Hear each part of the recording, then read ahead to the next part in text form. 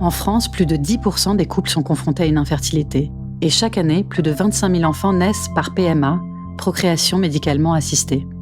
Voilà plus de 10 ans que j'accompagne des femmes et des hommes dans ces longs parcours. 10 ans que je m'intéresse à cet univers de la PMA, où se tutoient le médical et le psychologique, l'éthique et les avancées technologiques, le couple et les réflexions de société, la science et les croyances, la raison et les sentiments. De toutes ces années à travailler auprès des équipes médicales, à accompagner mes patients, j'ai eu envie de faire un podcast. Je suis Rachel Trèves, je suis psychologue et vous écoutez Parcours. À 40 ans, Audrey est mère de 3 enfants et avocate spécialisée en bioéthique, un domaine qu'elle a choisi sans savoir qu'elle était particulièrement concernée. J'avais 29 ans lorsque mes parents ont décidé de nous dire, à mon frère et moi, que nous avions été conçus avec un don de gamètes. Ça s'est déroulé dans la cuisine chez ma mère. Ma mère avait obtenu l'accord de mon père pour nous faire cette révélation qu'elle voulait nous faire depuis très longtemps. Et en fait, c'est un peu sorti... ma mère m'a donné l'impression d'une cocotte minute à ce moment-là. C'est-à-dire elle avait tellement envie de nous le dire depuis très très longtemps qu'elle m'a dit, écoute, Pierre et toi, vous savez qu'avec papa, on a eu des difficultés pour avoir des enfants. On vous avait dit que moi, j'avais eu des problèmes d'infertilité, que j'avais dû subir des traitements à l'hôpital Necker. Par contre, ce qu'on vous a jamais dit, c'est que papa aussi avait eu des difficultés. Et je vais pas passer par 4 chemins. On a fait appel à un donneur. Je lui dis donc, mais tu veux dire que papa, c'est pas... Et elle me coupe, elle me dit oui. Et là, ma première réaction, c'est de dire, mais pourquoi tu me le dis maintenant? Pourquoi tu nous le dis maintenant? Ah, moi, je me suis sentie complètement trahie. Je pouvais pas imaginer, alors qu'on a toujours été élevés dans un climat de confiance, qu'on parlait beaucoup, on échangeait beaucoup, qu'on ait pu me cacher quelque chose comme ça, et surtout quelque chose de si énorme que ça.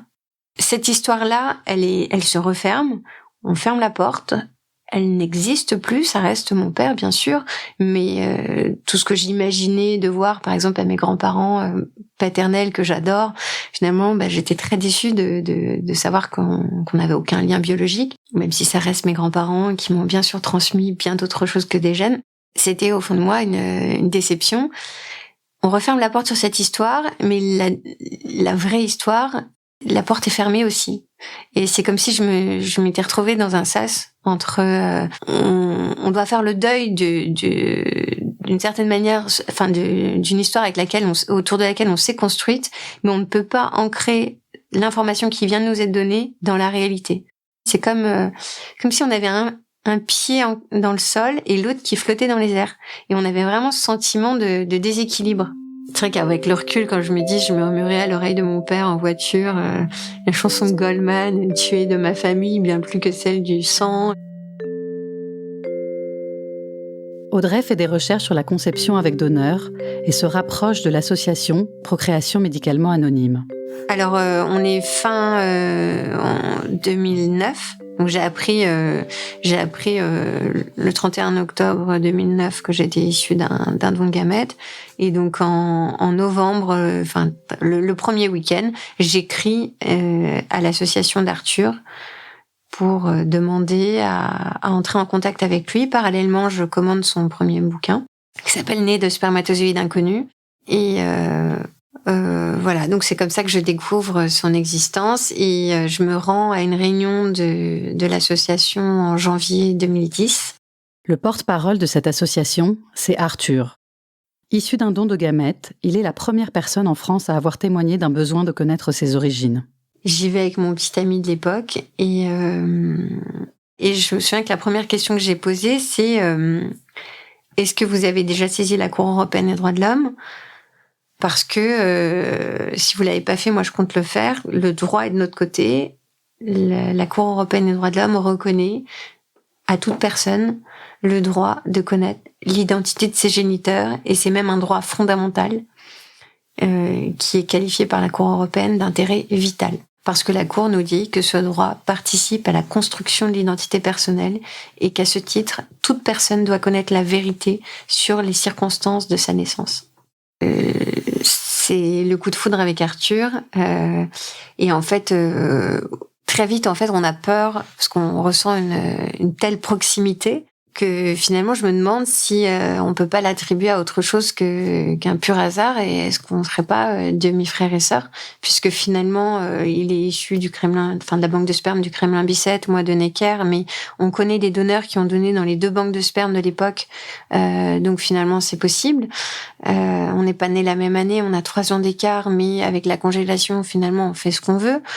Et puis ma mère qui a vu Arthur à la télé à plusieurs reprises, me dit, il me fait penser à Pierre. Et c'est vrai que c'est pas le contraire. Ils sont très grands, longilignes, bruns tous les deux. Et du coup, enfin, on a tout de suite cette crainte avec Arthur. Et donc le problème, c'est qu'on peut pas obtenir la réponse. Quelle que soit la demande qu'elle formule au Sécos, Audrey se heurte à un mur. Ses interrogations au sujet d'Arthur, elle les a aussi au sujet de son frère, Pierre.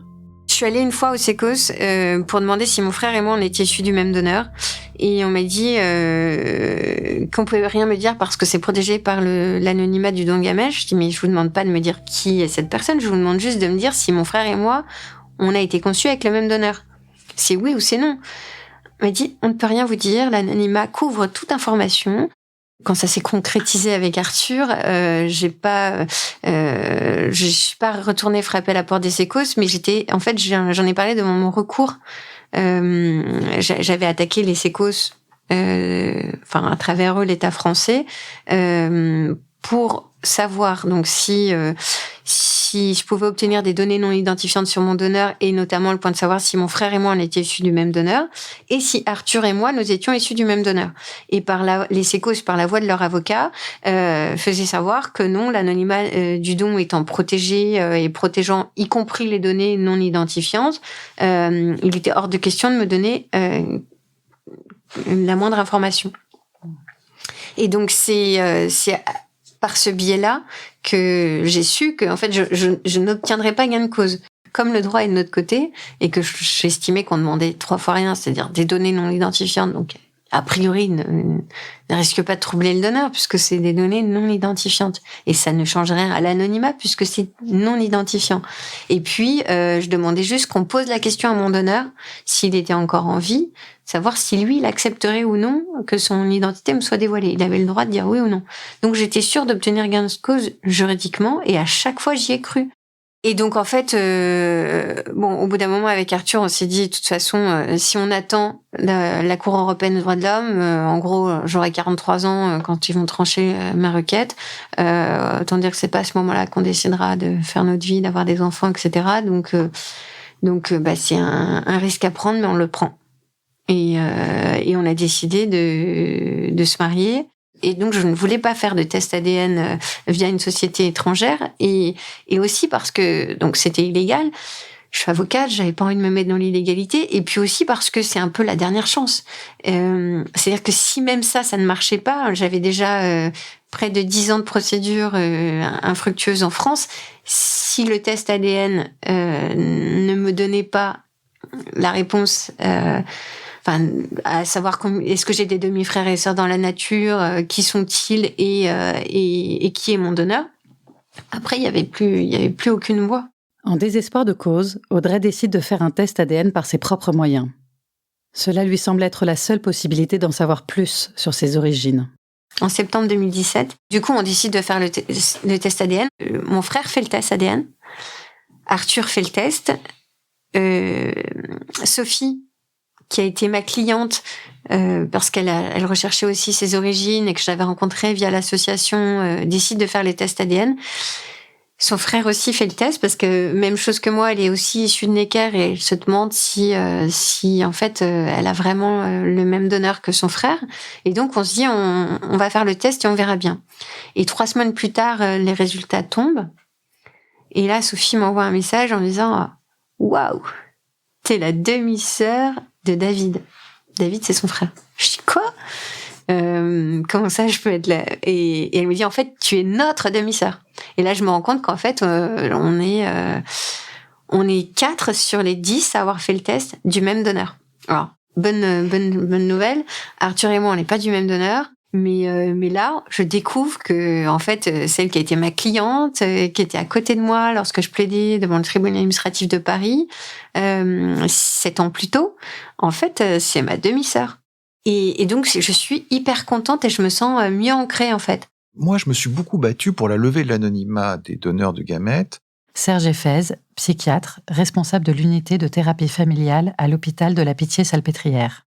Non pas pour, encore une fois, une espèce d'apologie de la transparence, où on doit tout savoir sur tout, mais plutôt parce que ça dit de la société dans laquelle on est. C'est-à-dire que anonymiser les donneurs, pour moi, au-delà de ce qui va être transmis à l'enfant, c'est détruire des personnes humaines, en fait. C'est-à-dire ces gens qui donnent des spermatozoïdes et encore plus des ovocytes, parce que donner des ovocytes, c'est encore plus impliquant, disons, pour le corps des femmes que ça ne l'est pour le corps des hommes, eh bien, c'est donner une partie de soi.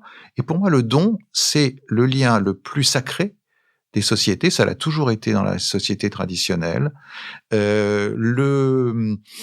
gratitude qu'on peut avoir par rapport à un donneur, la façon dont soi-même on va être amené peut-être autour du contre-don à donner soi-même quelque chose ou à aplanir cette peut-être la culpabilité qui peut être liée à ce don ou à ce donneur, c'est des données fondamentales de la nature humaine. Donc, et je pense que comment dire, non pas sacraliser, mais rendre beaucoup plus ouvert, beaucoup plus présent, beaucoup plus humain les questions de dons autour de la conception, eh bien, ça crée une société dans laquelle il y a des échanges entre êtres humains. Voilà. Et il y a une société qui n'est pas une société technique, dans laquelle des gamètes sont ramenées à de simples cellules qui n'auraient aucune représentation liée à elles, consciente et inconsciente, eh bien, c'est une société technologique et ça n'est plus une société humaine. Voilà. Donc, même sans aller jusque-là, je pense qu'on a aussi un devoir vis-à-vis des enfants qui le voudront, à la majorité, de pouvoir s'adresser à une personne humaine à qui ils doivent une partie de leur vie. Ça ne veut pas dire qu'ils vont chercher un père ou une mère, ça veut dire qu'ils vont être confrontés à une personne humaine qui a une existence propre dans leur vie. Alors, la loi change aujourd'hui. On va lever l'anonymat en France, normalement, lorsque les lois bioéthiques vont être votées. Ça a déjà changé dans beaucoup de pays. La Suède, qui est un des pays où ça a changé il y a le plus longtemps, plus de 20 ans si je ne me trompe pas, eh bien, on voit que finalement, il y a assez peu d'enfants qui prennent contact avec leur donneur, très très peu par rapport au nombre d'enfants nés par PMA, ce qui veut dire que voilà, quand on sait qu'on peut le faire, ben on est sans doute rasséréné et qu'on se dit peut-être qu'on le fera un jour, mais peut-être qu'on le fait pas. Et puis voilà, ça n'est pas une obligation, loin de là, de connaître son donneur. C'est vrai que à l'origine de ma venue au monde, il y a le projet parental de mes parents, mais il y a aussi l'acte qu'a fait ce donneur d'aller donner un jour. Les origines, elles sont plurielles. Je pense qu'on ne se résume pas qu'à nos origines génétiques. On est le fruit de notre éducation, de notre vécu, mais aussi de nos gènes. Moi, j'avais surtout envie de savoir, d'être rassurée. C'est-à-dire que effectivement, parce que moi, j'ai tout imaginé. Souvent, on me dit, oui, mais vous l'idéalisez. Pas du tout. Moi, j'ai plutôt pensé au pire. C'est-à-dire, je sais pas si c'est le fait qu'on me l'ait caché pendant très longtemps, mais du coup, moi, j'ai imaginé que ça pouvait être un violeur, que ça pouvait être... Donc, moi, d'apprendre que c'est Monsieur Tout-le-Monde, ça me ferait extrêmement plaisir. Et je crois, déjà, ça me rassurait beaucoup. Et voir une photo, un visage, ça me ferait vraiment plaisir. Après, une rencontre, je crois que j'aime... Avant une éventuelle rencontre, j'aurais besoin d'avoir un échange, soit par écrit, soit par téléphone, mais pour savoir un peu à qui j'ai affaire, parce que je me suis rendu compte que non, il y avait pas que des gens fabuleux, hyper altruistes parmi les donneurs, il y avait aussi des gens un peu cinglés. Je cherche ni un héritage ni un papa, j'ai juste besoin de connaître mon histoire. Ça a complètement renforcé mes liens avec mon père, notamment, parce que je me suis rendu compte, en fait, du courage, du courage qu'il avait eu de nous avoir de cette façon-là, en fait. Pour moi, on dit qu'à l'adolescence, on prend son père pour un héros. Il est redevenu un héros à mes yeux à 29 ans. Je me suis dit, c'est dingue. Il a accepté. Parce que je me suis dit, mais en fait, chaque moment qui passait de mon enfance, de mon adolescence, il devait voir en moi les traits de mon donneur. Et en fait, mon père l'a pas du tout vécu comme ça. C'est-à-dire qu'il m'a dit, mais moi, au bout de j'étais tellement acceptée, j'étais tellement aimée, intégrée à ma vie que pour moi, j'étais ton père et presque ton père biologique. Et d'ailleurs, le jour de notre mariage, il a chanté prendre un enfant par la main et ça finit par prendre un enfant pour le sien. Et je trouvais ça très beau parce que c'était tout frais après la révélation et donc ça a vraiment renforcé nos liens. À l'époque, vraiment, et puis moi, je faisais beaucoup de cauchemars aussi, étant petite. Il y avait un monsieur qui rôdait autour de notre maison et c'était vraiment récurrent. Et il y avait jamais mon père dans ses rêves. Il y avait toujours ma mère, mon frère et moi. Et j'ai jamais trop compris, mais après, avec le recul, forcément, j'ai relu tous ces événements à la lumière de l'information qui m'a été donnée lorsque j'ai eu 29 ans. Et je me dis que finalement, probablement que je le sentais. Mais c'est difficile de se dire quoi quand...